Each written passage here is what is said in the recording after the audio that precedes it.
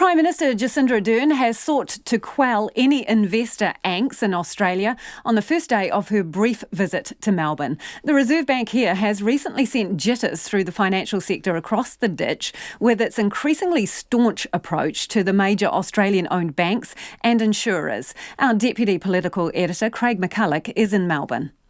A flying visit to Melbourne, 2 days, 2 set-piece events. Jacinda Ardern touching down this afternoon with a to-do list to boot. Lovely. Yeah, it's so lovely to have you all. Thank you very much. Absolute pleasure.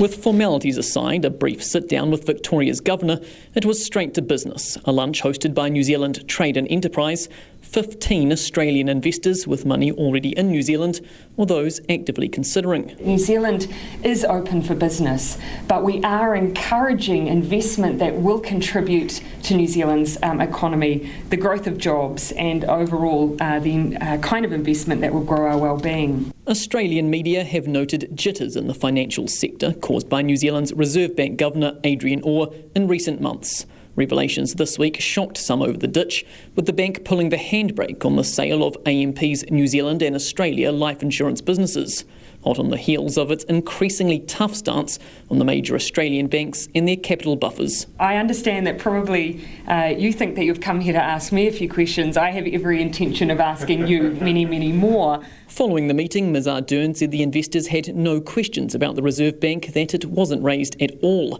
But she had a message for a wider audience, suggesting critics' fears were no more than scaremongering. A topic she was more ready to raise, the government's plan to introduce a national security and interest test for foreign investment. That would require the Overseas Investment Office to consider national interest when rubber stamping sales.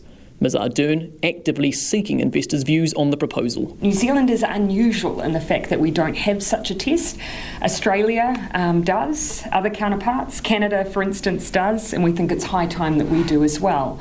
But at the same time, as I say, we also see room at the same time as we go through these reforms to remove some of the red tape that some of those frequent and reliable investors may be experiencing. Ms Ardern is soon to deliver a speech to roughly 2,000 guests at Melbourne Town Hall on the topic of good governance. But all eyes will be on the main event to take place tomorrow, an official sit-down with Scott Morrison, the first since he defied the polls and secured another term for the Liberal government in Australia.